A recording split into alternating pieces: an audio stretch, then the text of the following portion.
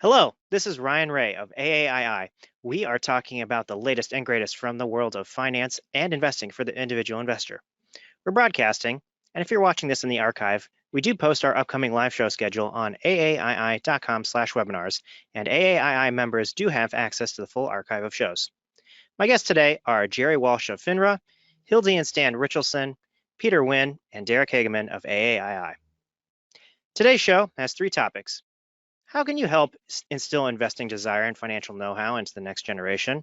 We discuss tips on what you can do to spark loved ones' interest in investing and further their financial acumen during April, which is National Financial Capability Month. We discuss this with Jerry Walsh. In our next segment, fixed income specialists Hildy and Stan Richelson reveal the factors that go into creating a bond rating. And finally, in our third segment, we discuss AAII's investing community with Director of Marketing Peter Wynn, and how you can share, participate, and learn from your fellow investors wherever they may live. Plus, our listener mailbag segment where we take your questions and answer them. Let's get started. So April is Financial Capability Month, and to preview that, I wanted to invite a representative from the Financial Industry Regulatory Authority, or FINRA, who would know a thing or two about that. I wanted to welcome to the show Jerry Walsh, who is the Senior Vice President of Investor Education at FINRA and also the President of the FINRA Foundation. Welcome, Jerry. Thanks for having me, Ryan. So your colleague, Christine Kiefer, is writing a journal article for us about the need to leave a passion for investing as a legacy. What do you think sparks an interest in the next generation learning from their elders about investing? Well, so often it's the family relationship that sparks the interest, right? Because young people can learn about investing from a variety of sources, from the classroom. If they're doing a stock market simulation, they can learn when they first have the opportunity to contribute to a workplace retirement savings plan. But part of what can really spark that passion early is for the elders, for us investors, to reach out and share our knowledge. And it doesn't have to be something that's heavy handed. In fact, that'll probably have an opposite effect. But showing people how their money can grow, giving them, if you're able to, a gift of stock or a gift of a bond or a matching contribution. Those kinds of little gestures, kind of learn from me as I teach you, I think are something that can make it very safe and approachable for young people and very understandable. Even from a young age, people love to watch their elders, whether it's their parents or their grandparents or aunts and uncles, and they learn, they absorb things like a sponge. So FINRA recently had a study working with the University of Chicago talking about how new investors in 2020 were demographically different than before. What other findings came out of that study when it came to the, investing goals and hurdles that this new investor group may have? Well, the new investors tend to be younger. And that's an important demographic to be aware of. They tend to be lower income. They're also more diverse than investor groups before. While newer investors, and these are the people who had never had an investment account before 2020, but opened up an investment account in 2020. While the majority of investors remain white, African Americans in particular, but Hispanics as well, were also much more significantly represented within the sphere of investors. And that suggests that there's a democratizing of investing in America, and that's great news for us. We also saw that people were investing with lower dollar amounts. There was a substantial number of accounts that had $500 that started with $500 or less. And so that's a big change, I think, from when many of us started getting investing, whether it was 10, 20, 30, 40 years ago. Account minimums used to be substantial and there used to be fees for investing. But the motivators for people to invest were often that, there was low fees associated with it. The barriers seemed to be removed, and people's peer groups were encouraging them. One of the things that we saw with African American investors who were new investors is that they were most likely to cite as their motivating factor the fact that they had spoken to a family member or friends about investing. So speaking of family, one thing AAII is charged with, and our members ask us all the time about, is how to pass on the passion for investing to kids and grandkids. What steps can people take to change the conversation around investing and get their families truly interested in planning in their investment future?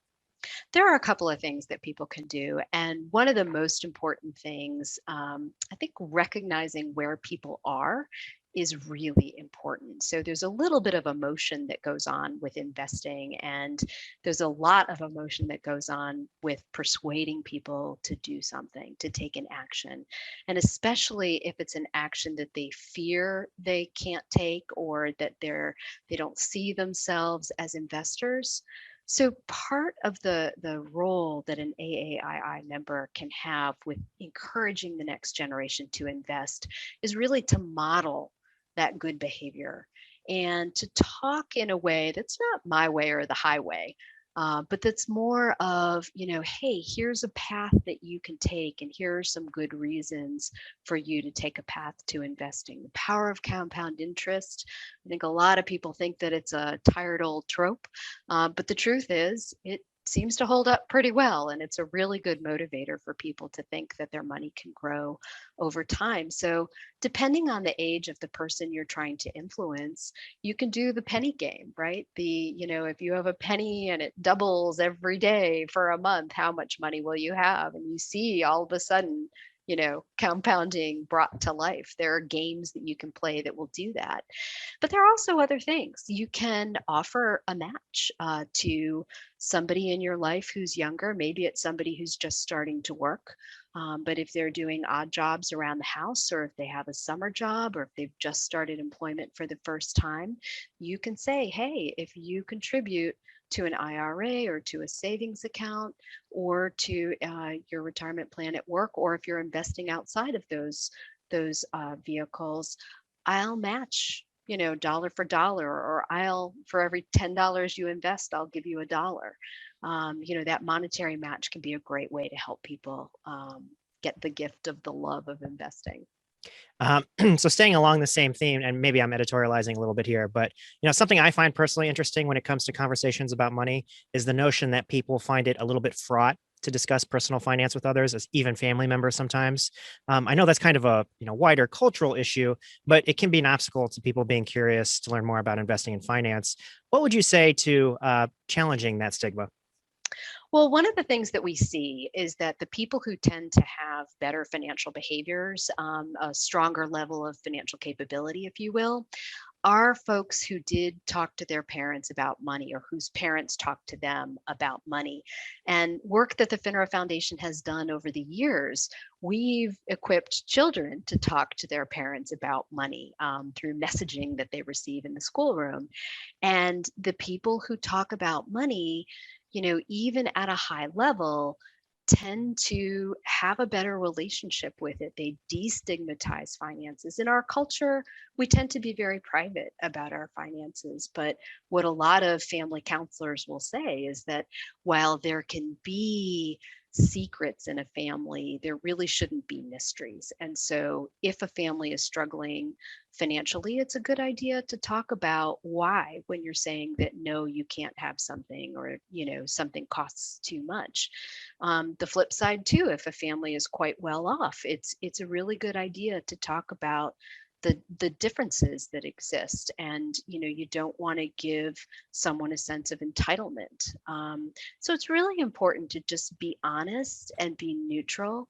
And to the extent that there's fear about talking about money, see if you can't model some of the behavior that will help people be more comfortable talking about money. If you're bragging about how much you have, that can be a turnoff to people, especially people who are struggling. So find out where the people are and meet them where they are, and giving them encouragement to think about money. You're not asking how much they make, but you know, you're helping them make more by investing. Well, I would be remiss if I didn't encourage everyone to have these kinds of conversations with your family and your loved ones. If you'd like to learn more about this topic, I would invite everybody to please look forward to an article from Finra in the April 2021 journal. It's titled Leaving a Passion for Investing as a Legacy. It's available in the print edition and on AAII.com. Jerry, before we have you leave, I wanted, if people were more curious about Financial Capability Month and resources from Finra, where should they go? This is your chance to plug Finra.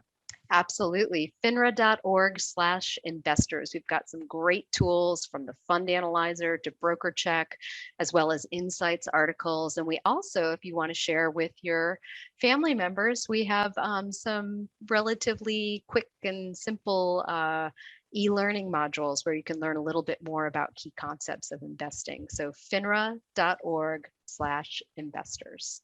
Great. Thank you so much, Jerry. Thanks for having me, Ryan. For our next topic, I wanted to welcome Hildy and Stan Richelson, who head the Scarsdale Investment Group, a registered investment advisor based in Bluebell, Pennsylvania, that specializes in fixed income investments. The Richelsons are co-authors of several books on bonds, including Bonds, The Unbeaten Path to Secure Investment Growth, which is in its second edition. Welcome to the program, Hildy and Stan. Thank you, Ryan. Thank you. It's a pleasure to be here. I wanted to ask you both about bonds and what goes into a bond rating, the subject of a recent AAII journal article that you penned. What considerations do the ratings agencies take into account when assigning a rating? Well, Ryan, there are two basic ones, the ability to pay and also the willingness to pay. So the rating agencies take all of those factors into consideration, and then they also have to deal with who is going to pay them for these ratings. So if they're being paid by the issuers, the issuers sometimes go shopping among the rating agencies to find out who's going to give them the best rating. And that's how it works, basically. Remember, Ryan, you always want to follow the money. Gotcha. I wanted to ask about quote unquote material events. If you're invested in bonds, you've seen this term pop up. What exactly constitutes a material event, and who determines what one is? Is it the issuer or the rating company or some other party that determines this? The Municipal Securities Rulemaking Board has established the requirement for municipal issuers to input material events. Usually these material events include things like reporting your financial statement, or sometimes it's much more significant. For example, right now the state of Illinois is facing a lawsuit whereby the plaintiff is requesting that the state disallow $13.4 billion worth of Illinois state general obligation debt. The state of Illinois said they haven't done anything wrong. They were issued properly. But the issuer, the plaintiff, says that the state used the funds for a purpose that was not specific. They used it to pay down debt. And therefore, that's not a legitimate or a constitutional basis for using this money. Corporate issuers don't have to post any material events, though I'm sure there are plenty of material events for them to post too. We spend a great deal of time reviewing all the material events of all of our clients. It takes hours a week. Most of the material events are not material. That's one of the important things to remember about material events. Most of the time, it just says the issuer has filed its statements on time. So you have to look very carefully to find the one material event among material events. I see. So if I'm understanding correctly, it's a point that's potentially up for litigation or debate. What exactly constitutes one? It's just that, depending on what is the particulars of the case are. No, material events are prescribed by the Municipal Securities Rulemaking Board. So if you have financials to file, you're supposed to post them. If your income ability is affected by the COVID, then you post a notice. We've been affected by something. If there's a lawsuit that affects your ability to pay, you're supposed to put that out there. And these are posted on a monthly basis or daily basis. And you keep getting a flood of them as the various issuers, municipal issuers, post what's happening. And if there's a rating change, that is material to their ability to pay. So that's considered a material event.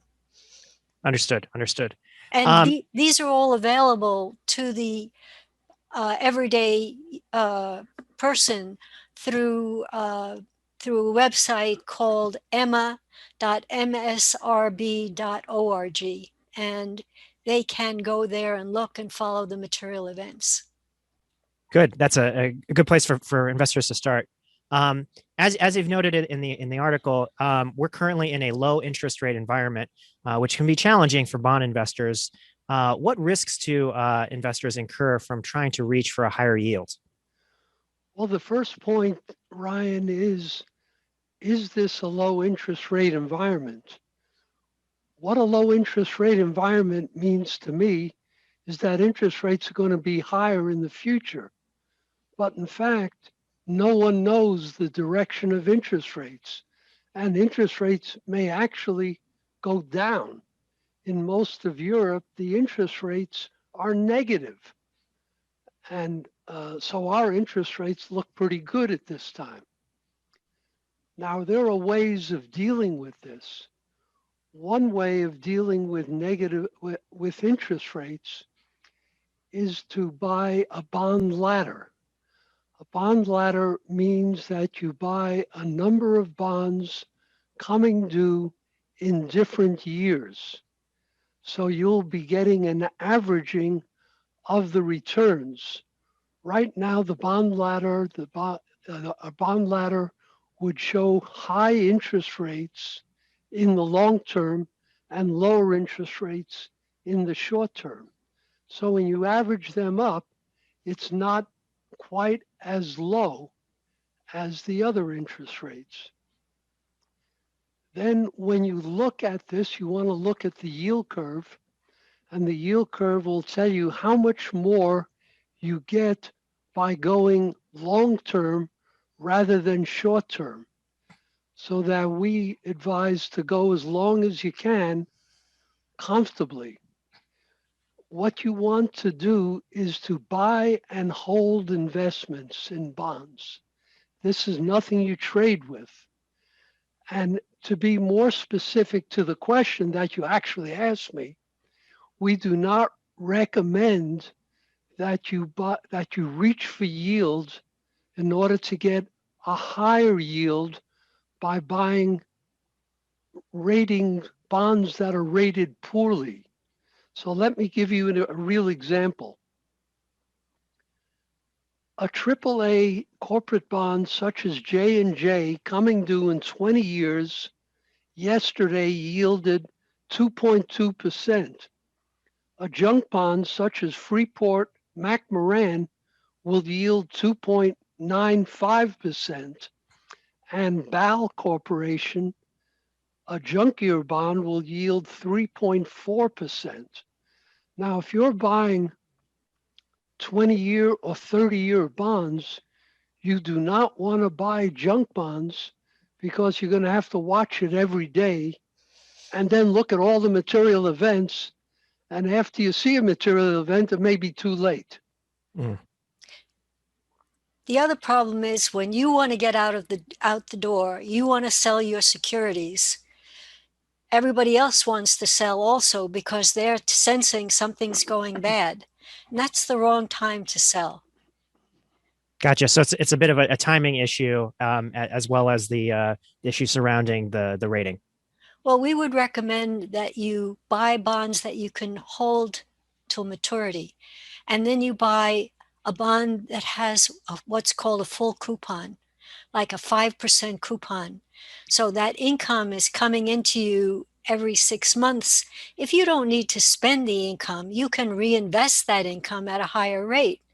And therefore, what you will be doing is income averaging. And we believe in ladders arranged according to your specific needs. So if you need a short ladder, well, right now you're not going to make anything on that. But if you can lengthen it out, even if it's 5, 10, 15 years, it can be spaced out any particular way. It doesn't have to be consecutive. So the 5% coupon bonds that Hildy's speaking about, we call the 5% Gambit. And we use this for our own portfolio and for many client portfolios. What this gives you is a very high current return. So let me give you an example. We just bought today State of Massachusetts. These bonds have a current return.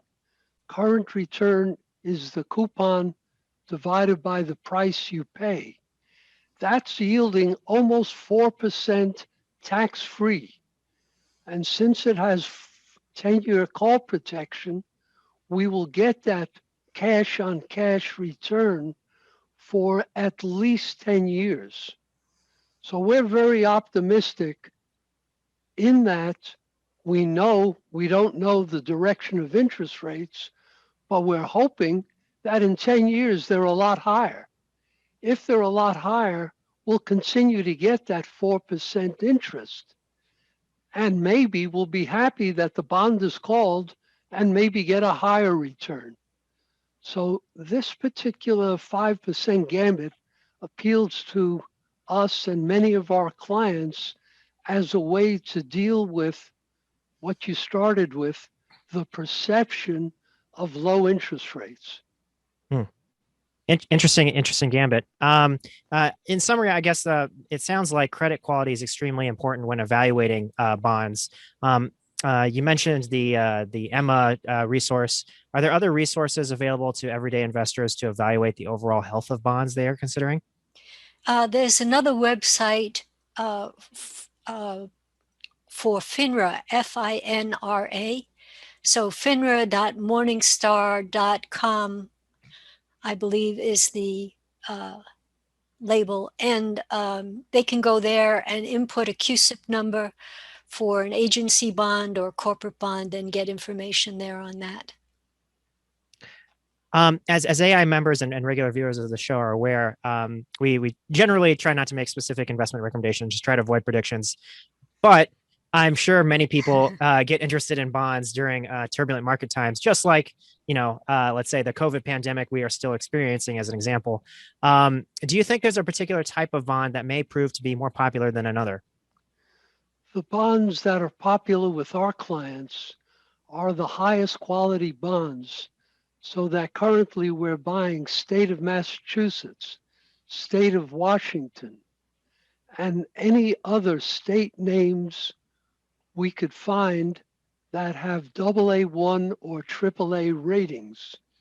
In addition to that, we like to buy essential services.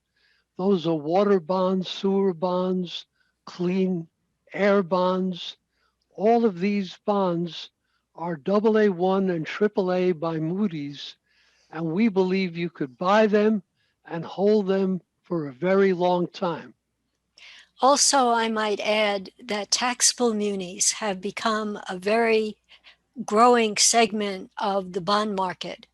It used to be a little backwater, but now municipal bonds that are taxable, fully taxable, can be used in retirement accounts. And there are lots of foreign buyers who like to purchase municipality bonds, and they will purchase these taxable bonds as well. So for large taxable issuers, this is a growing market. All right. Any other comments about bonds before we wrap up here? No, we're good, Ryan. All right. Well, thank you for your time. If you'd like to learn more about the bonds and bond ratings, I would check out the Richelson's article in the March 2021 AAII Journal. It's titled, "What Are Bond Ratings and What Do They Change?" And that's available both in the print edition and on AAII.com. Thank you, Stan and Hildy. Thank you very much. Thank you, Ryan, for having us. I want to welcome to the show AAII's Director of Marketing, Peter Wynn, to talk about AAII's investing community and how members can share, participate, and learn from their fellow investors. Welcome, Peter. Hey, thanks, Ryan. Thanks for having me. So you and I have collaborated a lot recently with our members to begin building an investing community. Can you tell our viewers what our general thinking was behind it? Well, you have to go back to the roots of our association, where we created these local chapters as an extension of our mission for investment education at a grassroots local level. We were able to, through our volunteer leaders, organize informative gatherings that would complement our educational services. And these meetings also gave our members an opportunity to meet new friends and learn from each other. On the digital side, we just haven't done much. And for an organization with the word association in it, and that's where we felt a certain type of experience was lacking. If you look up the word association in the dictionary, it's a group of people organized for a joint purpose, and it's an organization of persons having a common interest. So therein lies the expectation of a relationship. A relationship with our brand as a nonprofit and the mission, a relationship with the education, and a relationship with the other investors that are going through the same challenges that you are. So online communities, they've been on our strategic roadmap for some time, but it's not really a new idea. We even had a discussion board on our website 10 years ago. What's changed is that the shared experience of being in a pandemic has just happened. So just a year ago, we started the entire world into a journey into the future. And what we all began to realize was that this event was an accelerant to what the social norms would have been 10 years from now. People are now very comfortable going to webinars and chatting more than ever. They want to express their concerns and their opinions and personal wisdom. And so, our local chapters, they've responded by doing webinars. And our goal has been to build upon that and accelerate online communities. And by the end of the year, we plan to roll out robust digital interaction throughout our website, services, communications. We're pretty excited about it. You mentioned relationships. When it comes to conversations about money, I think some investors find it a little bit difficult to discuss personal finance with others. In your view, why do you think individual investors need a community? And as a follow-up to that, what do you see as potential benefits people can gain from socializing a little bit more around investing? Well, there's a few things. If you look at the daily rituals of people, they check the news, and we don't exactly offer news. We offer timely education, but there's something kind of analogous to that. They also check their money. So we have a robust My Portfolio tool. But the third daily ritual is you check on your social circle. I see a primal need for interaction that I think that most investors desire. As yes, part of the secret to successful investing is having a good strategy, good ideas. But even more important is the discipline and culture of investing. And that's why great bodybuilders, they work out together with a partner at the gym. And that's why they have posters of Arnold Schwarzenegger on their basement wall. They need these things to stay focused on the goal. And so I just think having a community is important in terms of the outcome, which is you just want to feel good about what you're doing. Am I doing the right thing? Am I following the right path? Lastly, I want to connect the dots between the nature and the outcome of interaction. If you look at tribe theory, these are the ways that communication happens. It's leader to tribe, tribe to leader, tribe member to tribe member, tribe member to non-tribe member. Well, in 2013, Google famously said that 1 in 6 Google searches were questions that had never been asked before. And when that information first came out, no one believed it. And then when the study came out again in 2017, again, the number was 1 in 6. So, you think about that, 1 in 6 questions have never been asked in the history of mankind.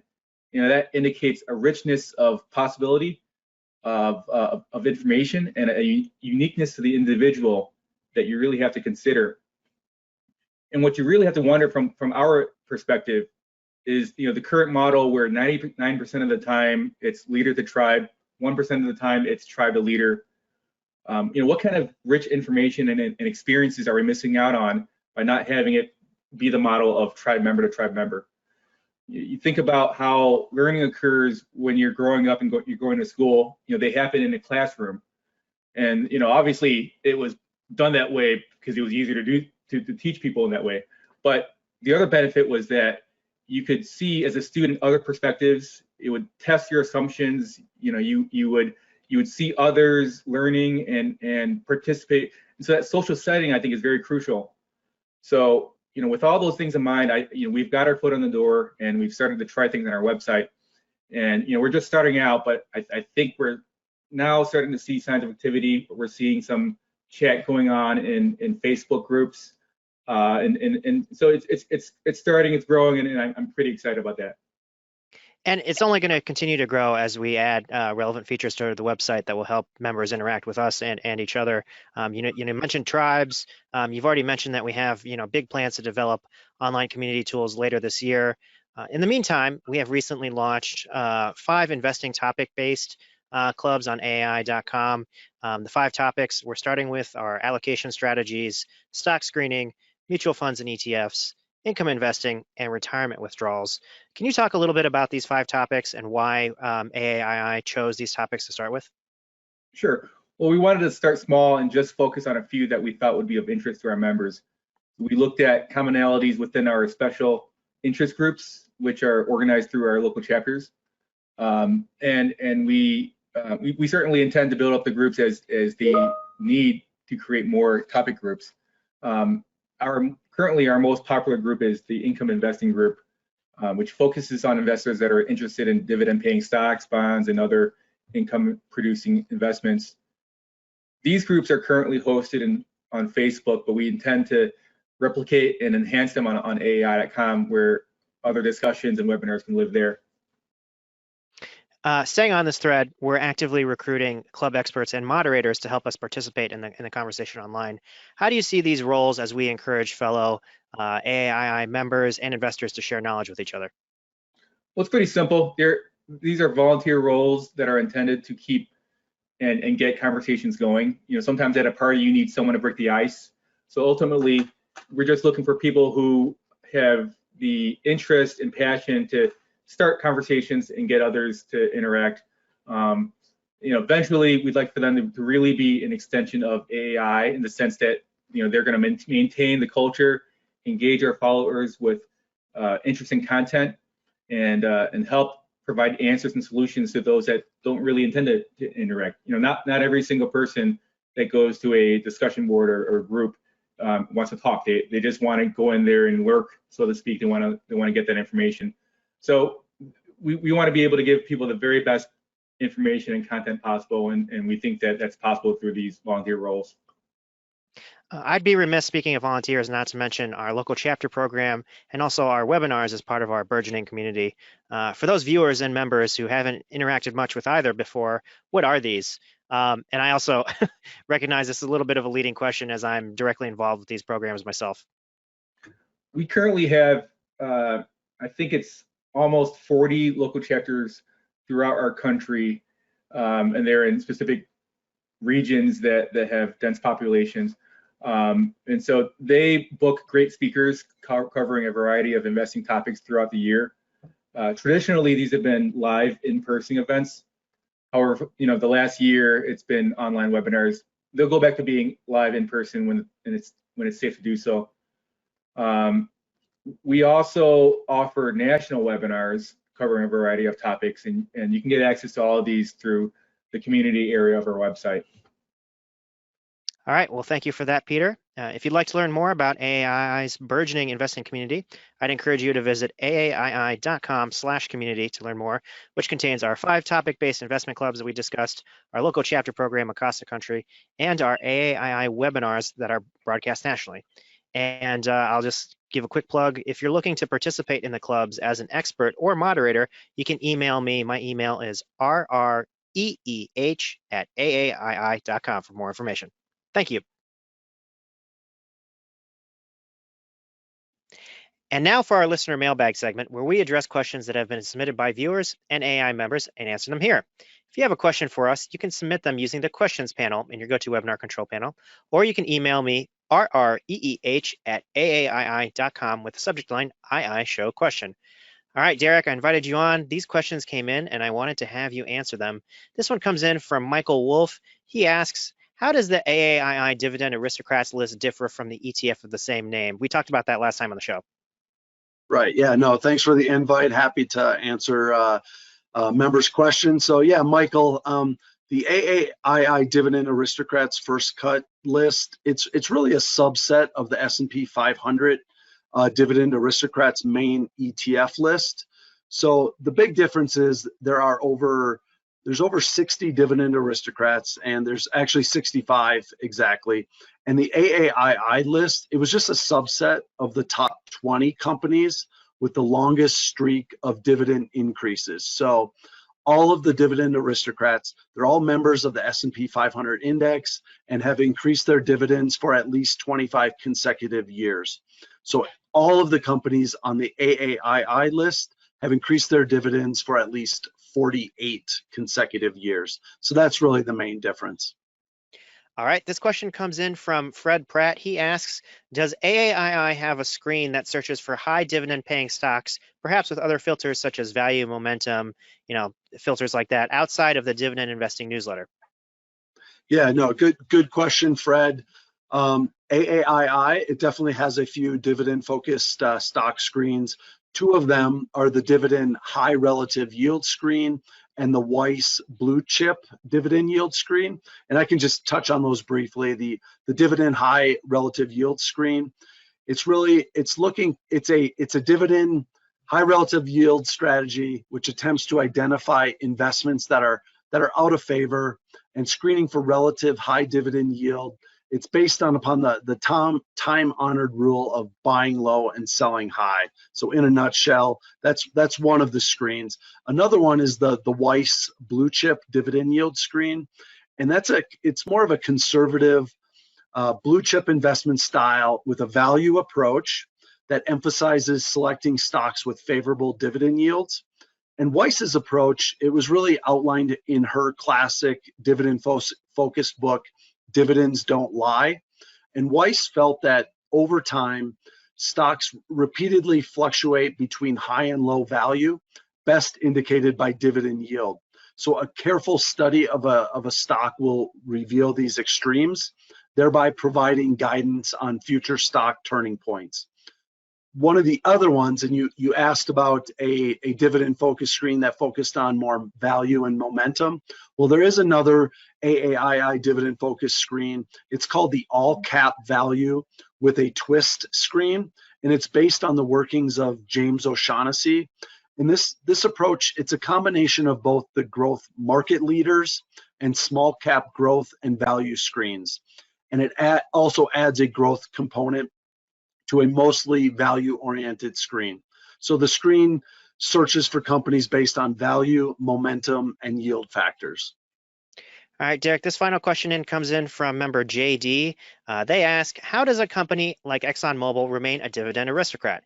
It seems likely that they may cut their dividend at some point, and they didn't raise it in 2020. What gives, and do you think they will be dethroned? I really like that question, JD. Thanks for asking. So yeah, I mean, ExxonMobil, it does remain a dividend aristocrat for the moment, and for the moment is key. Really, the fact that they didn't raise their dividend in 2020 means it will be excluded from the list the next time the index rebalances. So the index's constituent membership, it's reviewed once a year, and any changes, they'll be effective after the close on the last day of business of January. So again, all of the dividend aristocrats, they must be members of the S&P 500 index, and they must have increased their dividends for at least 25 consecutive years. So since Exxon no longer meets the second criteria, they definitely will be dethroned. All right, thanks again to the members who wrote in those questions. Again, if you have a question for us, you can submit them using the questions panel in your GoToWebinar control panel, or you can email me, rreeh@aaii.com, with the subject line II Show question. We will get them on air for the next II Show. Thanks, Derek. You're welcome. Thank you.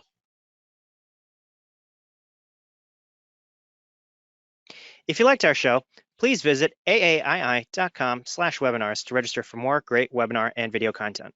I invite you to like us on Facebook and follow us on Twitter at AAII_invest_ED. For more investing education, check out our website, AAII.com. Again, I want to thank our guests, Jerry Walsh, Hildy and Stan Richelson, Peter Wynn, and Derek Hagman, and especially you for watching and listening. We'll see you next time.